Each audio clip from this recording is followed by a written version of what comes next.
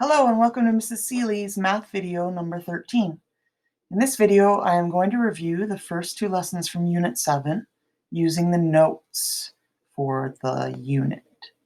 So in lesson 7.1, you learned about using a questionnaire to gather data. One way to gather data is to use a survey or a questionnaire to ask a group of people about their preferences. It says you must design a fair or an unbiased question for your survey. This means that the question number 1 is understood in the same way by all people. It does not use subjective words like a lot or a little. Instead, it gives exact amounts or ranges. For example, 0 to 5 minutes, 6 to 10 minutes, and more than 10 minutes. Secondly, a fair question does not influence a person's answer. And thirdly, a fair question has an option for every person. For example, other in case their choice is not listed, or not applicable if the question does not apply to them.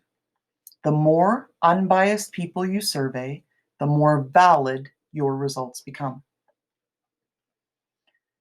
Okay, moving on to lesson 7.2, conducting experiments to gather data.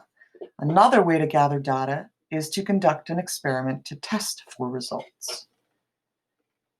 It says the more times an experiment is repeated, the more valid the results become. Each test should be repeated a minimum 3 times to account for experimental error. The basic steps in completing an experiment are to ask a question, design the test, conduct the test, record the results, and then make a conclusion. That's everything you need to know for lessons 1 and 2. See you in the next video.